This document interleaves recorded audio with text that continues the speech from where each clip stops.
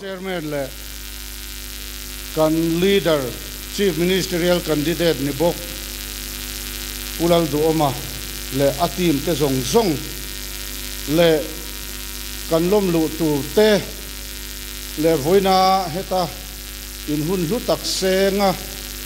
local zong zong te in zavain chibai kabu ka cheu hei thu sei tak soi ka tum lova chu wangin toy thei ang bera soi kan tumanga amaro chu thu hi ka soi toy thiam lo thin khop maya tin sut thu soi thiam kani lova chumi anu mana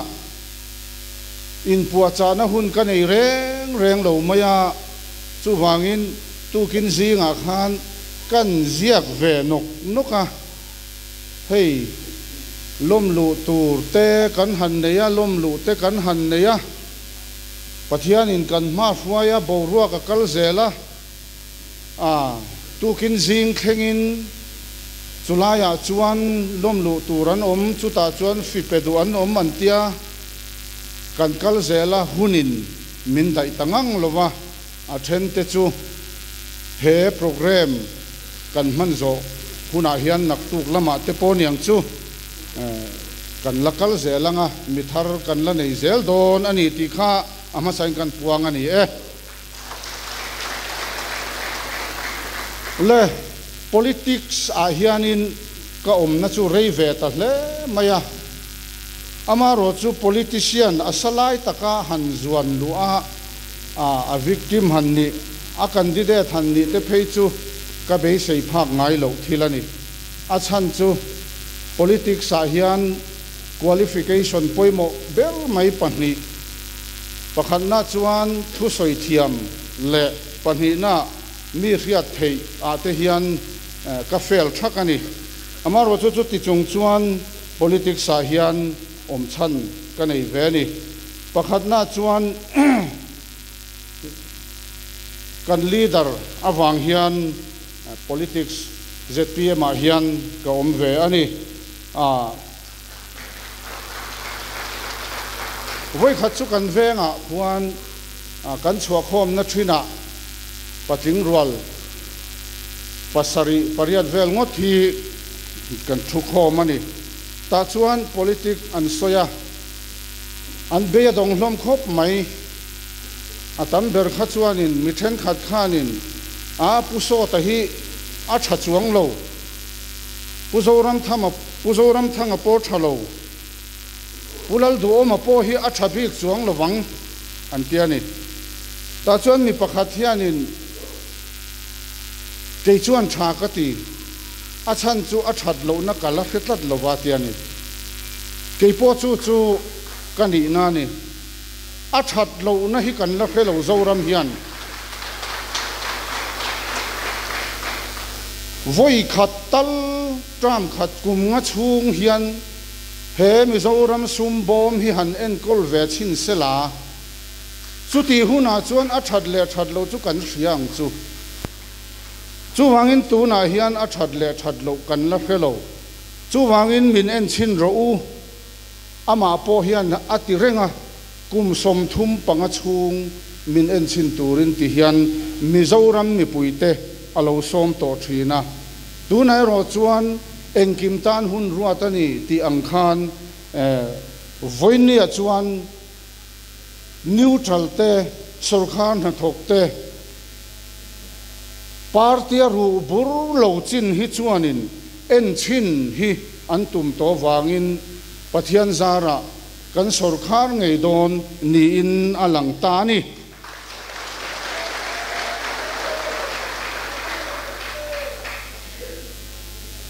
chutiang ang taka kum som thum panga chung meu lo liam to a hian ni khat po min la sarkar pui lo chung hian heti zat zui tu anei reng mai hi amak intivem ka ngai tu thina pu holate puzoram thanga te swai tu ro pui takan ni amaro chu tuna kan leader kan chief ministerial candidate ang hian azui tu te hi ni khat po la sarkar pui ve lo ta sela zui tu hian la nei ang em ti ka ngai tu thina ni chu wangin ama a hian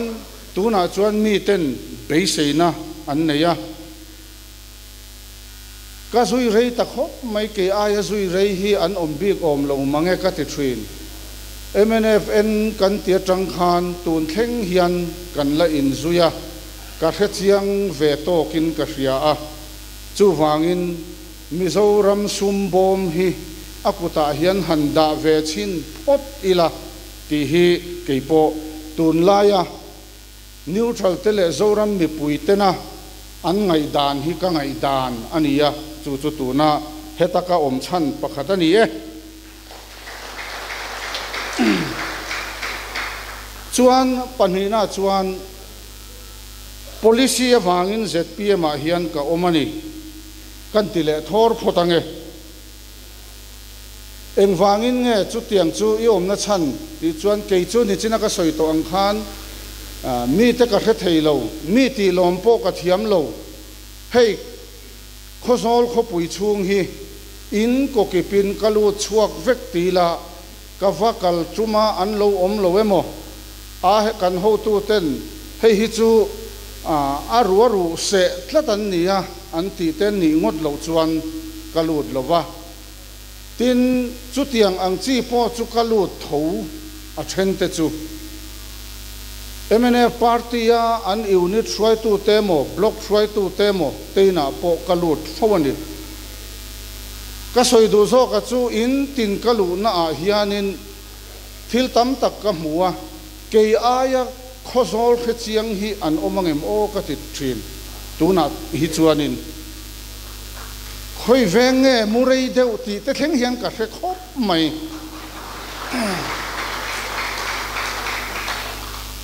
angai nom lo lam kan soite ang ka thil mu zinga karil ru ti hre om em tu chu in then khat kaluna hei hi chu mi hring chen nan chuan ani lo lutuk dewalom mole ti tur khop mi re thei an tam lutuk hi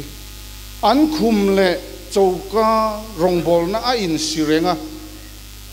chu tiang ang khopare thei in chung atlabal lutuk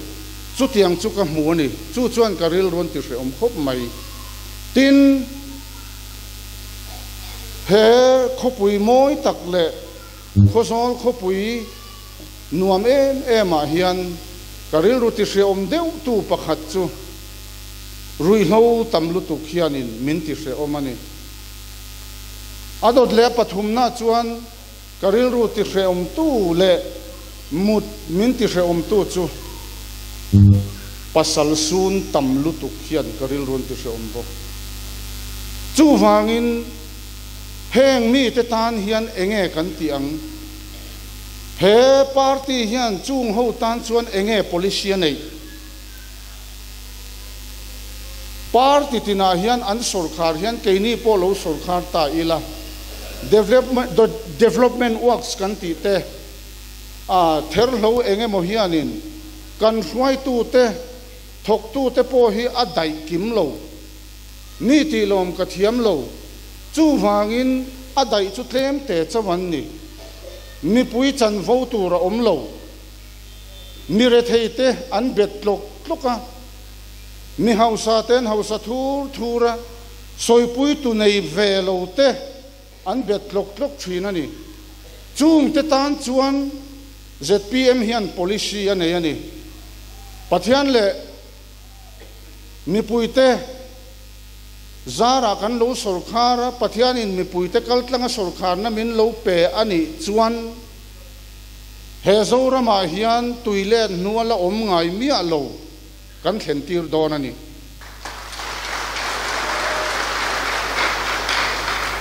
chu enge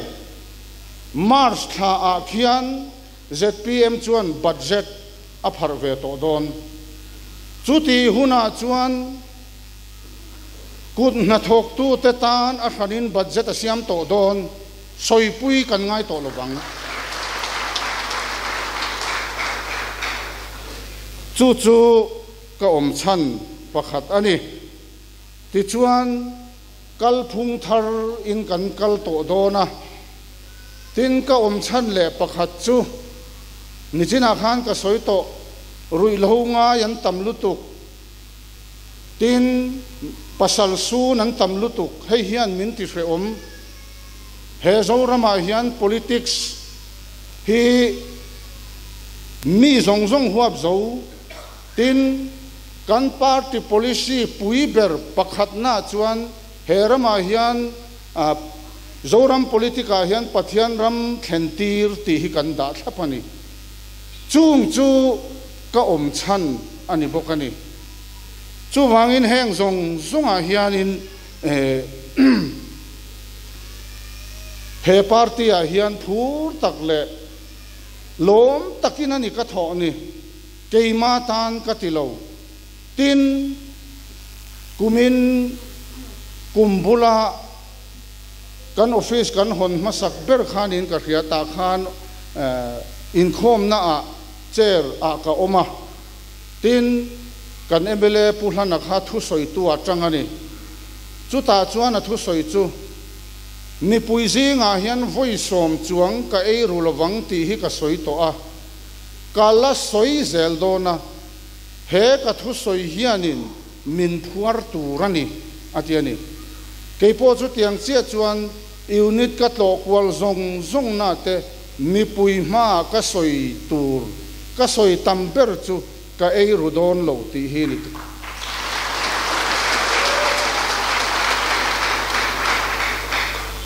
mi pui te zara than thlin kan lo ni ve ani ngai chuan dik takin kan ti ang ni china kan tran tu in a soi ang khan thu dik thil dik ngai nat mai ni lovin hriat mai ni lovin ati in kan ti don ani tin kan candidate zong zong te kan ho tu ten min ko khom vekani ka ei rudon lo ti zong ban phar ro u antia a phar chin chia te kha candidate ta annem hetani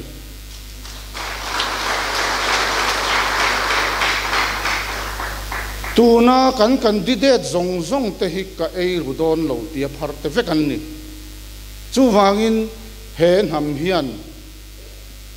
khoi lame mo chu a hoi to ngei don ni kan ti be dong thiang ve to lo ti chuan mi pui re thei em te ka mu a kan opponent te kan party pakhat te aw hla hi a thel deuh nin ka hria han soilok ka du chu pathian le kan ramtan an ti thin mi then khat chuan ram an mangai kho mai ram zau tak tak te pon nei thi ke ni chuan pathian le kan namtan ti kan soi ani tu na hian he nam hi adam lo chuan arama hi chu engma ti theilo ram chu ramani mai ami hringa kan changkan lo chuan ram hi changkang theilo mi hring kan changkan angai chu wangin kan khum le kan chauka chu in nai hle ma sela hei te hi ei le ram ro ti a khuma mut reng chuan chauka va pan na hi chu hlat takani chu wangin he constituency a hian ka kal nem ta hle mai ka mu amin ti hre om tu deuh chu mi re thei te pon dam lo ve thei tho an dam lo kan na amaro chu in en kol na tur kan nei lo chu ti la ya chuan an tuar tloka atop kho ka dam doi in te kan han pan ve thin khosol hian district hospital chu nei ve ngei mai amaro chu he khotlang mi te hi kan khongai thak lutuk kan dam lo hian kan koi mai champhaya min ri fara champhain aizo lan te kan chowa kan chuka kan thuk thale chu ti reng chuan kan koi mai chu wangin he nam hi adamanga yani chu ta tan chuan he nam tan hian soipui tu nei velo kut na thok tu te tan hian an thorim ra an seng ve theina turin he party hianin nichina ka soito ang khan kan lo sorkhar ani chuan Mars Thavel Bora Khianin Zoramala Omgailo Kantidon Kantika Tichuan Atop Na Chuan Keima mi malhi han soi kadu hey mi then khat chuan khosol pa ain khosol amhangai na chan tura omlo antiani khosol pa kani lo hi kalom khop mai voina local khom zong zong te hi ka chung te ka then om khoveng te kalaina te in ni veka he constituency chunga khwale tuiza tak tak in zawai hian ka chung te vekin ni pathian le mi puite zara lo sarkarin atlinga lo tang ve po ni ila kamit tidel tu tur laina min tik min swai koi tu tur ka dei ve lo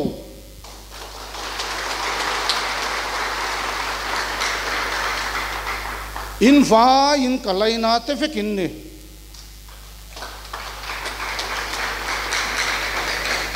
development works min alo thoka in sak building sak anemo lungrem anemo kongsiam anemo khang zong zong na thok tu te surprise visit vanei ngam lo tur kani chuan ka bang hal don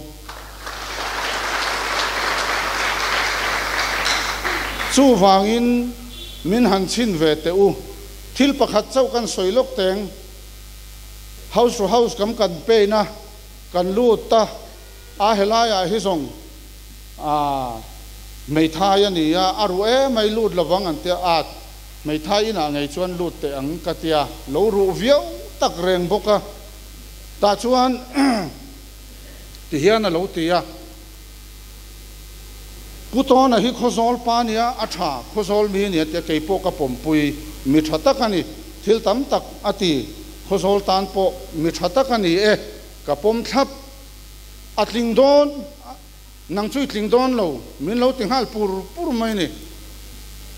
kalom khop mai khatiang an soi dua khati chuan kan ti dun ta a chuta a soi zom zinga pakhat chu enga tinge mi hian putona kan than tlin hian puzoram thang kan nian ti zel le ti kha asoya chulai tak chu kan lavong ve ta thunga asoita kha in chir mel viawin ka fia chu wangin ka soidu chu top nan tak tak ZPM hian ke himin ron zuar lo he policy hi nian ron zor ni he party hian chu ta ta na mo phur tur chuan ke himin ron tir mai chawani chu wangin keibit thantlin hian achunga alera kan chief ministerial candidate pulal du oma thang kan ni ti chuan zo na min zot fo mai enga tinge bial khat chawa in din tir dona te min ti ani achan chu neutral le party on big nei lo te sorkhan ha thok te than he min ngai pui em tu ten chu tiang chuan bial hnia tal din tir ta che u te min ti an hlo thon na chan thin chu congress pon MNF beitalova ZPM min beya MNF pon an thil ti len na thote soi man lo khopa ZPM min beya an pahnia min be ron vak awang hianin min hlo thon puyani chu wangin serchi biala te pok hian hun engtin emo a in herpel relanga kan pu hi alo tlamai lowang mo tlata se engtin nge niang temin tiani ka chan na chu hei hi ni serchi biala khian atla don lo katia tla alo tlapal theya ta se kan tia lom an tiani chu tianga ta se alo ni ero chuan a chief minister thowang sarkar na tham kan nei chuan ama mi malan lo be rona alo tlani pon a chief minister thowang ama ro chu tharuk chungin thantlin ani le nga yanga chief minister ani don a chan chu VUC chief minister ta na aron doctor ani tlatani engtin nge nei le ti chuan kei kalo tlingani chuan bialti ruanan minute khat po kain ngai tua don lo